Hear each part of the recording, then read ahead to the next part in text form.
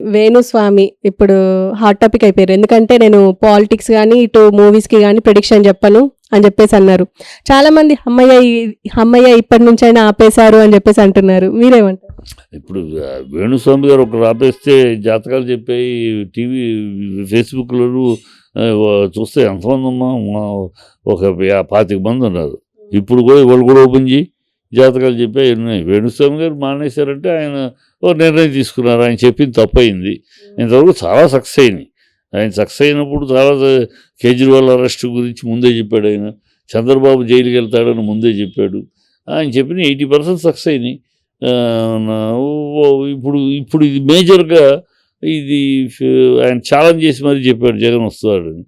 అది ఫెయిల్ అయింది. ఫెయిల్ అయినప్పటికి ఆయన ఓటు రోల్ చేస్తున్నారు. అందుకని ఈ దరిద్రం వద్దు నేను చెప్పను అన్నాడు అనుకో. ఆయన చెప్పకపోతే ఆగిపోయిందా?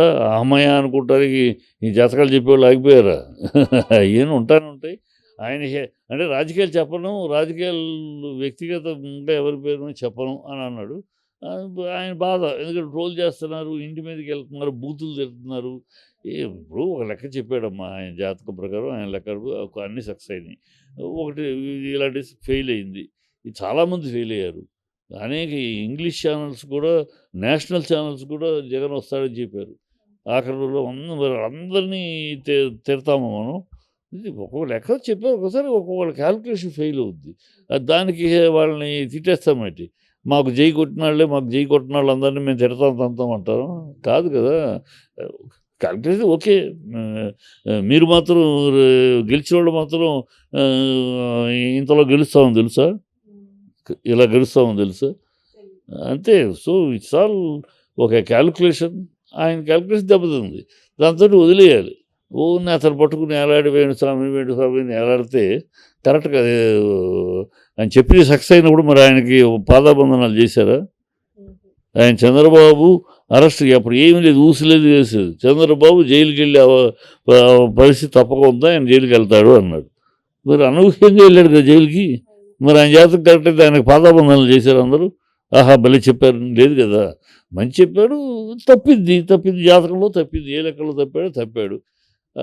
కనుక రాసులు కూడా ఆయన కర్కాటక రాశి అనుకున్నాడు చంద్రబాబు ధనుసు రాశి అని ఇంకోళ్ళు చెప్తున్నారు. సో ఇది ఏంటంటే పుట్టుక డేటు వివరాలు దాన్ని బట్టి చెప్తారు వీళ్ళు. ఆయన దగ్గర ఆయన పుట్టిన తేదీ వివరాలు తప్పు ఉన్న బట్టి దాన్ని బట్టి చెప్పాడు ఆయన. ఇప్పుడు ఇంకోళ్ళు చెప్తున్నారు ఆయన కర్కాటకం కాదు ధనుసు రాశి అని. ధనుసు రాశి ప్రకారం వచ్చాయి. సో ఇవన్నీ చెప్తూ ఉంటారు, జాతకాలన్నీ చెప్తూ ఉంటారు.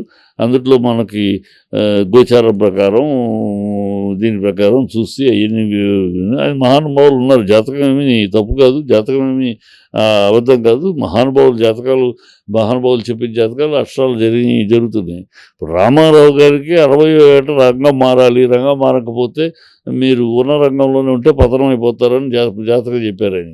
అందుకనే కరెక్ట్గా 60లో రంగం మారాడు, రాజకీయ రంగానికి వచ్చాడు ఆయన. ఆ జాతకాన్ని నమ్మే. ఎందుకంటే ఆ జాతకాన్ని నమ్మాడు. ఆ జాతకం మా నాన్నగారితో ఆయన పంచుకుంటూ షేర్ చేసుకుంటూ ఈ విషయం చెప్పటం. మా నాన్నగారు ఆయన రాజకీయాలకు రండి అన్నప్పుడు 5 ఏళ్ళ క్రితం అన్నప్పుడు, ఇప్పుడు కాదు బ్రదర్ మన రాజకీయ 60వ ఏట రంగం మారాలి జాతకం ప్రకారం, కనుక అప్పుడు చూద్దాం అన్నాడు ఆయన. అలాగే 60లో బయటకు వచ్చాడు రాజకీయాలు. సో అట్లా మరి అంత గొప్పగా చెప్పాడు ఆయనకి. ఎవరు చెప్పారు మరి? కాదని దాన్ని తప్పు చెప్తాము. జాతకాలు తప్పు కాదు, ఎక్కడో క్యాలిక్యులేషన్లో తప్పులు అవుతాయి. అది జరిగినప్పుడు ఓకే. అందుకని ఆయన జరిగింది తప్పు చెప్పిస్తారు. అందులో ఆయన ఏంటి పవర్ఫుల్గా ఛాలెంజ్ చేశాడు. ఎవరితోటైనా ఛాలెంజ్ చేస్తాను 600 అయినా అని ఛాలెంజ్ చేశాడు. మరి అంత గట్టిగా ఆయన ఛాలెంజ్ చేయలేకమని చెప్పాడు, తప్పింది. ఇక దాంతో పేటరేగిపోయి ఇంటి మీదకి వెళ్ళేవాళ్ళు, ట్రోల్ చేసేవాళ్ళు, ఫోన్ చేసి బూతులు తిట్టేవాళ్ళు. ఇసుకొచ్చి భరించలేక చేసే దరిద్రం వద్దనుకున్నాడు దాంట్లో. అండ్ సార్ ఇప్పుడు పవన్ కళ్యాణ్కి లోకేష్కి మధ్య ఒక వార్ నడుస్తుంది అని చెప్పేసి మాట్లాడుకుంటున్నారు బయట. అందులో ముఖ్యంగా డిప్యూటీ సీఎం ఇవ్వడం పవన్ కళ్యాణ్కి డిప్యూటీ సీఎం ఇవ్వడము లోకేష్కి ఇష్టం లేదు అని చెప్పేసి వార్తలు వస్తున్నాయి. ఇవన్నీ పిచ్చి మాటలమ్మా. అసలు సమస్య వేరు. ఖచ్చితంగా రేపు ఫ్యూచర్లో క్లాష్ రావడం గ్యారంటీ. క్లాష్ రావాల్సిన బలమైన పరిస్థితులు ఉన్నాయి. ఎందుకంటే ఆ రీజన్ అంటే ఆ రాజకీయ విశ్లేషణ ఏంటంటే చంద్రబాబు ఇప్పుడు గెలవటం అయిపోయింది, పవన్ గెలిచాడు, ఒకళ్ళొకళ్ళు పూడుకుంటున్నారు, ఫంక్షన్లు, సెలబ్రేషన్లు అన్నీ ఉన్నాయి, ఇవన్నీ అయిపోయినాయి. ఇక ఓడిపోయిన వాళ్ళు ఓడిపోయారు, గెలిచారు, మీరు గెలిచిన మా అసలు విషయం, అసలు పండగ అదే ఇల్లులో కానీ పండగ కాదని ముందు ముసలో కానీ ఇప్పుడు ఉంది అసలు పండగ ఏంటి. ఇప్పుడు పవన్ కళ్యాణ్ని ఎంతవరకు పెరగనిస్తాడు చంద్రబాబు? పవన్ కళ్యాణ్ పెరుగుతున్న కొద్దీ నష్టపోయేది తనతో సమాంతర నాయకుడిగా ఎదిగాడంటే పవన్ కళ్యాణ్ ఇప్పుడు తన వెనకాలే ఉన్నాడు. తన సమాంతరంగా కానీ తన ముందుకు కానీ వెనకాలే ఉన్నాడు. అలా ఉన్నంతకాలం ఇంకా తగ్గించాలి తప్పితే పెరిగితే నష్టపోయేది తన కొడుకు రాజకీయ భవిష్యత్తు మొత్తం బాగా అయిపోద్ది. పవన్ కళ్యాణ్ పెరిగాడండి. సో ఇప్పుడు ఈ 5 ఏళ్లలో చంద్రబాబు చేయబోయేది ఏంటి? తన తర్వాత రాజకీయ వారసుడుగా కాబోయే ముఖ్యమంత్రిగా తెలుగుదేశం పార్టీ అధ్యక్షుడిగా లోకేష్ను ముందు తీసుకెళ్తాడు. అది వాస్తవం. ముందు తీసుకెళ్ళకపోతే తర్వాత రాజకీయ భవిష్యత్తు అతనికి ఉండదు. కనుక లోకేష్ను ముందు తీసుకెళ్లాలన్నప్పుడు అడ్డెవరు? పవన్ కళ్యాణ్. సో పవన్ కళ్యాణ్ పెరగకూడదు, లోకేష్ను ముందు తీసుకెళ్ళాలి. ఇద్దరు పెరిగితే మళ్ళీ ఇద్దరు సమాంతరంగా పెరిగినా తనకు సమస్య. కనుక పవన్ కళ్యాణ్ ఎలా తొక్కాలో, ఎక్కడ ఉంచాలో, ఎక్కడ నొక్కాలో అలా ఉంచి తన కొడుకుని అలా ముందు తీసుకురావడమే స్ట్రాటజీ. వ్యూహాలు పన్నుతాడు చంద్రబాబు. రాబోయే కాలంలో తప్పక పవన్ కళ్యాణ్ బయటికి వచ్చేసి అపోజిషన్ పార్టీగా తను అపోజిషన్ 20 సీట్లోనే తను కూటమిలో ఉన్నంతకాలం అపోజిషన్ కాదు కదా, కూటమిలోంచి బయటకు వచ్చి తను అపోజిషన్ లీడర్గా అసెంబ్లీలో అడుగుపెట్టి ఇలాంటి విన్యాసాలన్నీ జరుగుతాయి. జరగక తప్పదు. ఎందుకంటే ఇక్కడ పుత్రోత్సాహం అది కూడా తప్పు చెప్పలేం. ఏ నాయకుడైనా దేశంలో తన కొడుకుని ప్రమోట్ చేయడానికి వాళ్ళ ఆఖరికి చరమాంకంలో ప్రయత్నించారు. తమిళనాడు కరుణానిధి అవ్వచ్చు, యూపీ ములాయం సింగ్ అవ్వచ్చు, లాలూ ప్రసాద్ అవ్వచ్చు, దేవగౌడ అవ్వచ్చు, అందరూ కూడా వాళ్ళ హయాంలో వాళ్ళ కొడుకుని ప్రమోట్ చేసుకున్న వాళ్ళే. అది తప్పులేదు. కొడుకుని మరి ప్రమోట్ చేస్తే ఎవరు చేస్తారు? ఇప్పుడు అదే చంద్రబాబు ఆఖరి దశ ఇది. ఈ ఎన్నికలైనాక ఆయన ప్రాక్టికల్గా యాక్టివ్ పాలిటిక్స్లో ఆరోగ్యరీత్యాగా ఇంకో రీత్యాగా ఉండలేడు. కనుక ఈ 5 ఏళ్లలో అతని బాధ్యత ఏంటి? హ్యాపీగా ఇంకో 5 ఏళ్ళు ముఖ్యమంత్రిగా ఉండి వెళ్ళిపోవడం కాదు కదా. ఆ ముఖ్యమంత్రిగా ఉంటూ 5 ఏళ్ళు తన కొడుకుని తన తర్వాత స్థానానికి తీసుకొచ్చి కూర్చోబెట్టాలి. ఆ వ్యూహం చేస్తాడు. ఆ వ్యూహం చేసినప్పుడు ఆటోమేటిక్గా పవన్ తగ్గించాలి. పవన్ ఎక్కడ ఉంచాలో అక్కడే ఉంచి అతనికి అందుకని డిప్యూటీ సీఎం లాంటి పదవి ఇస్తాడు.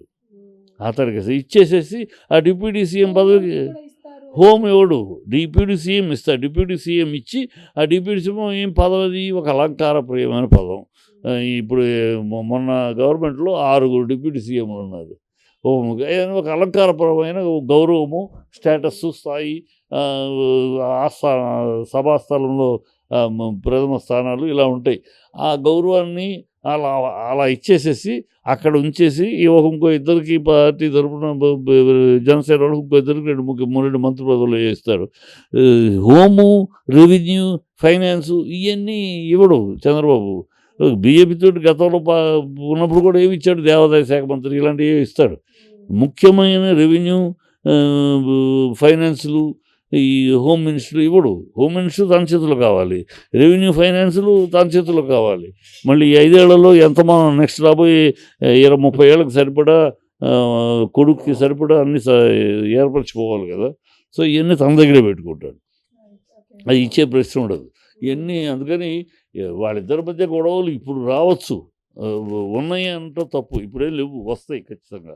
వాళ్ళిద్దరి మధ్య బయటికి రావడం, పవన్ కళ్యాణ్ బయటికి రావడం, మెయిన్ అపోజిషన్ లీడర్గా తన అసెంబ్లీలో ఆ స్థానంలో కూర్చుంటాం, అన్నీ జరుగుతాయి.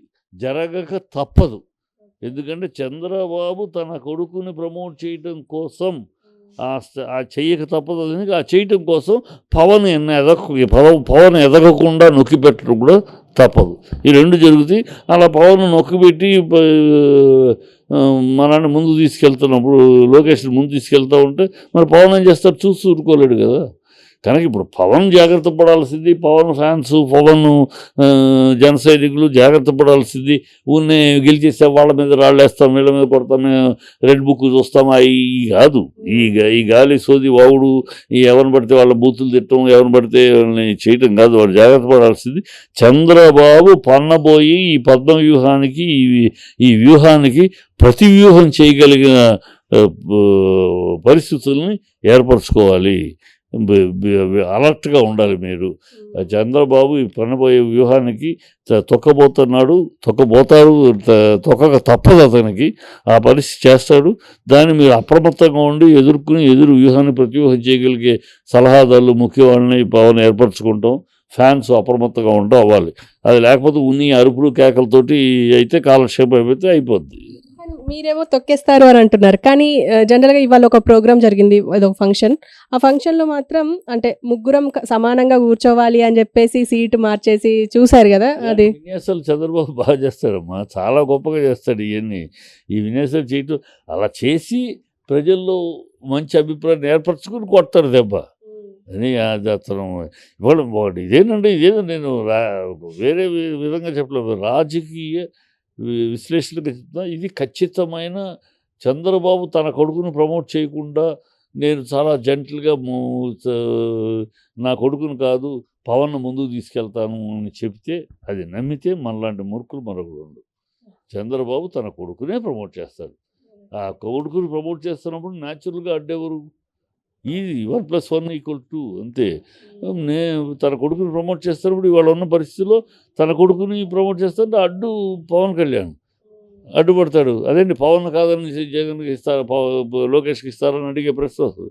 కనుక పవన్ కాదని అనే మాట రానికుండా పవన్ని తొక్కుతాడు. తొక్కినప్పుడు ఆ మాట రాదు. అది ఇవన్నీ రాజకీయంగా జరగబోయే చరిత్ర. అది పురంధేశ్వరికి మంత్రి పదవి ఇవ్వట్లేదు, దీనికి సిబిఐనే అడ్డుపడుతున్నారు అని కూడా వార్తలు వస్తున్నాయి. అవి తెలియక పురంధేశ్వరి వేరే రేసులో ఉంది. ఆవిడ స్పీకర్ రేసులో ఉంది. చంద్రబాబు స్పీకర్ అడుగుతున్నారు, చంద్రబాబు కూడా స్పీకర్ పదవి అడుగుతున్నారు. గతంలో కూడా తెలుగుదేశానికి వాజ్పేయి గారి పీరియడ్లో తెలుగుదేశం బాలయోగి గారికి స్పీకర్ పదవి ఇచ్చారు. కనుక ఇప్పుడు మళ్ళీ స్పీకర్ పదవి అడుగుతున్నారు. దానికి కౌంటర్గానే పురంధేశ్వరిని స్పీకర్ చేస్తారు. ఈవిడ మంచి స్పీకర్, బాగా మాట్లాడగలదు, ఇంగ్లీష్ బాగా మాట్లాడగలదు, ఇతర భాషలు కూడా వచ్చు, హిందీ, ఇంగ్లీష్, తమిళ్, తెలుగు మాట్లాడగలదు. సో ఆవిడ్ని ఆల్రెడీ మినిస్టర్ చేసింది, అంతకుముందు గతంలో ఎంపీ చేసింది, ఇప్పుడు మళ్ళీ ఎంపీ. సో కనుక ఆవిడ్ని స్పీకర్ చేస్తే చంద్రబాబు కూడా ఊరుకుంటాడు.